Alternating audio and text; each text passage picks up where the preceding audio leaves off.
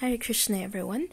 This is a very beautiful illustrative story on the entanglement of material life. And it all began with a mouse problem. So once upon a time there was a sage who was meditating on the banks of the river Yamuna. So this person, the sage, he had a very simple life, right? He didn't possess anything. He didn't have a house. He didn't have anything. He had just a spare set of loincloth.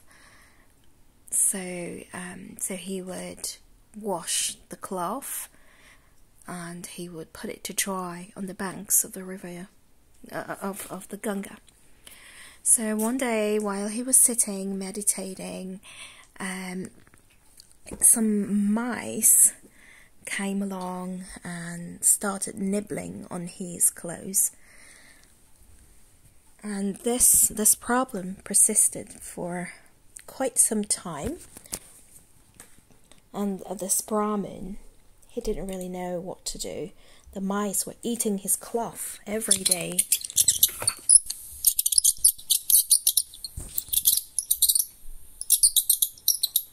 So he started pondering, what can I do to help myself? What can I do to save my cloth? So this Brahmin, the sage, he had a very intelligent friend. So he went up to his friend and he put forward the situation. So the friend gave it a thought and he said, well, there's a very, very easy solution to this problem. If mice are eating away at your cloth, then all you need to do is get a cat. The cat will chase away the mice and you will not have any trouble at all. So the man thought, yeah, good idea actually. So he went and got himself a cat. So the cat, indeed, the cat did his job. He chased all the mice away, so the Brahmin could then meditate very peacefully without any problem, and he was very happy. But not before long, the cat started to paw at him, tug at his clothes, and his meditation got disrupted.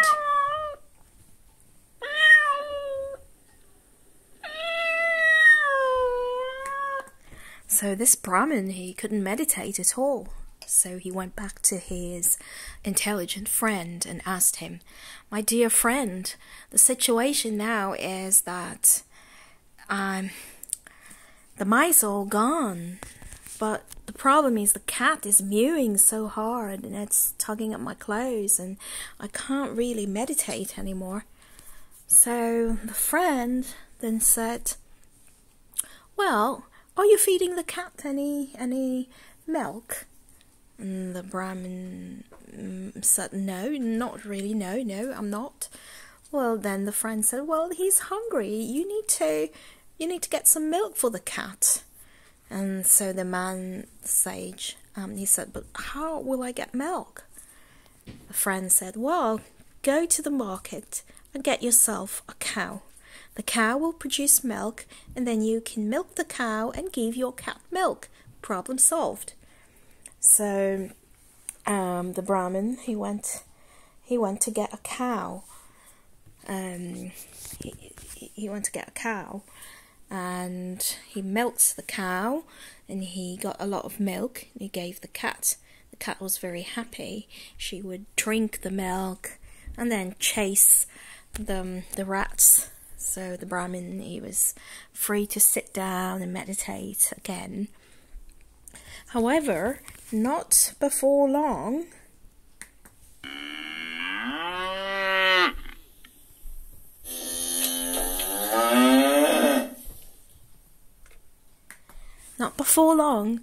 the cow started mooing and mooing and mooing so hard that the Brahmin couldn't focus on his meditation.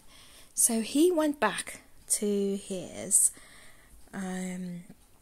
intelligent friend, and he said, well, now I can still not meditate because the cow is mooing so hard.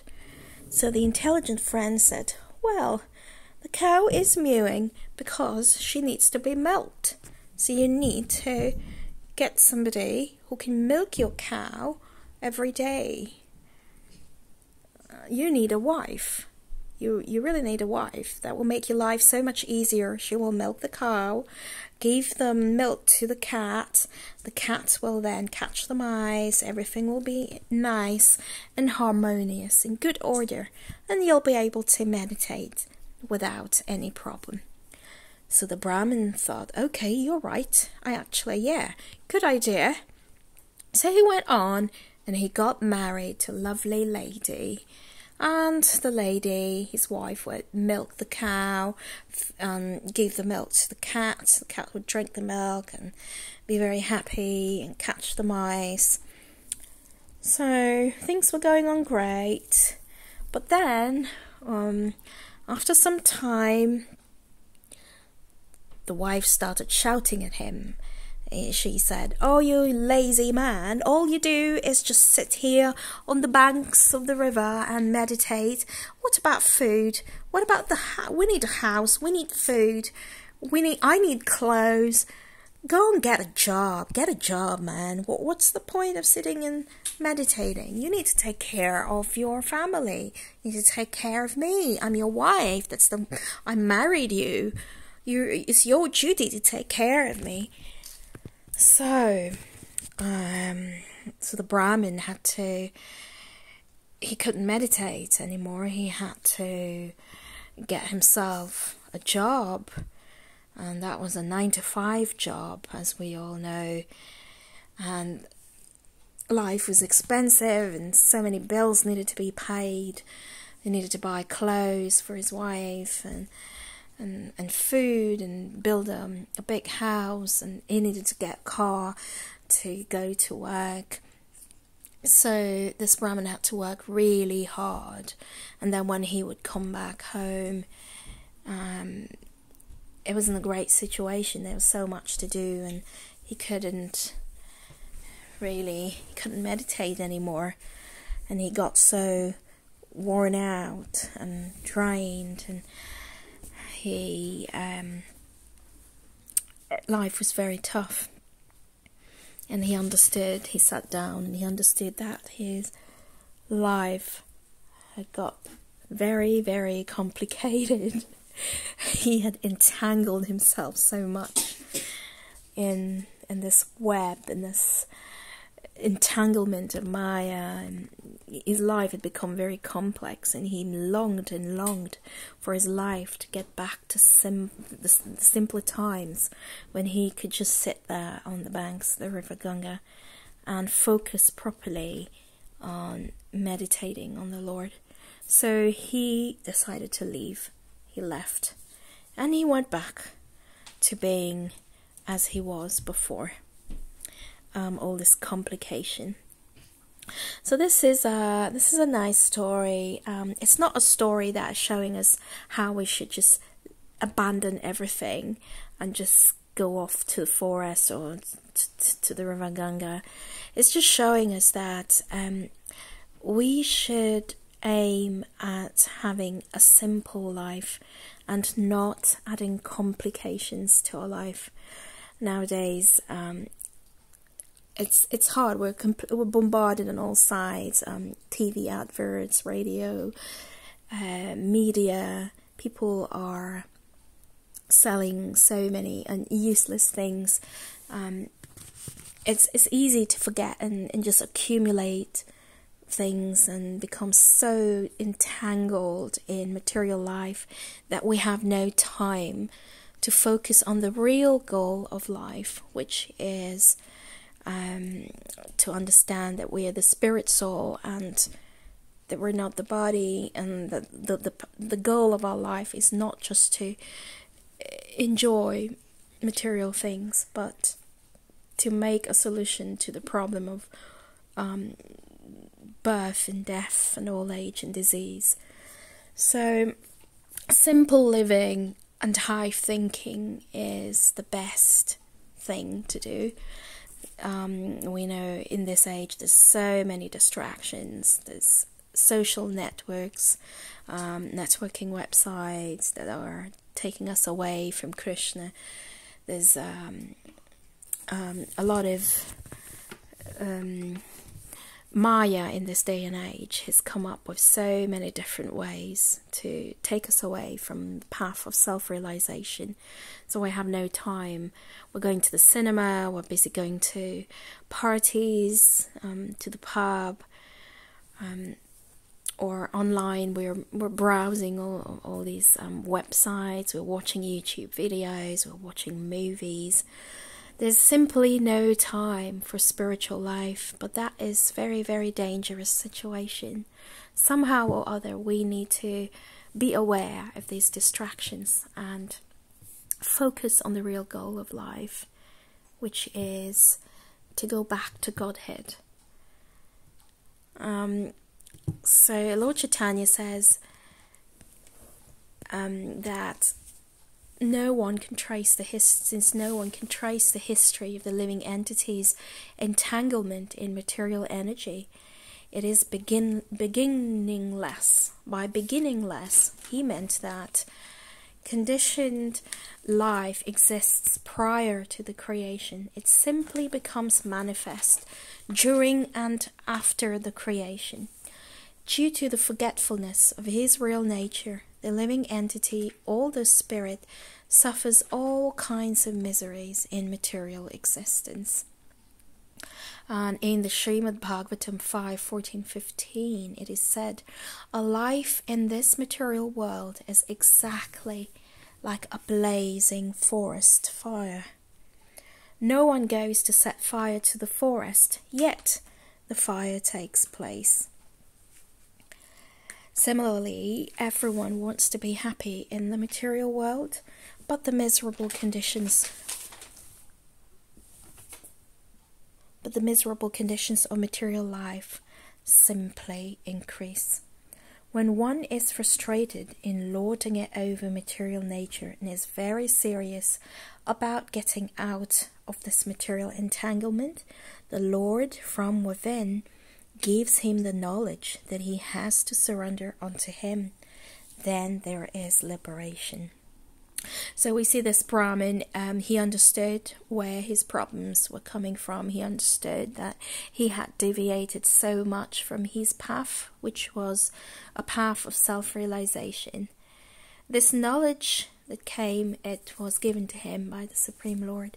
This knowledge cannot be imparted by anyone other than the Supreme Lord or his representative. So when a spirit soul comes in contact with material energy of the Lord called Maya, such a soul becomes entangled into material affairs with very deep-rooted attachments to family life, wealth, and other mundane matters. And there are, as we know, unlimited sources of material entanglements within the world. And those people who thrive on fruitive results centered around their bodies can never find the happiness and peace that they search. Such entangled souls, they find no time to connect with the Lord, and they forget that they're a spiritual self, they're not the body. So by enjoying this material world that presents to us an illusory face of pleasure, of worldly relationships, hallucinatory happiness, the living entity is drowning more and more into an ocean of sorrow.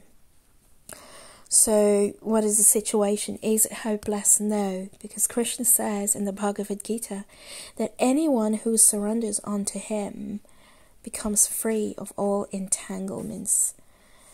So all we have to do is offenselessly chant the Lord's holy names. Lord Chaitanya came down 500 years ago. He came down to give us a very simple mantra It's the Hare Krishna Maha Mantra. And if we regularly vibrate these very transcendental sounds, transcendental names of the Lord, then a natural attraction for Krishna gets revived. So the solution to the problem of being entrapped in the web of Maya is not to be detached, because detachment is very difficult, but it's actually attachment. So it may be counterintuitive that if we want to be detached, we should be attached. But actually what we should be attached to is not Maya, it's not material things, is we should be attached to Krishna, his holy names, his pastimes, his qualities. We should be attached to serving him with love. That's what we should be doing. And once we are attached to him, then detachment to this worldly, to the worldly pleasures, it comes automatically. Detachment is not something we can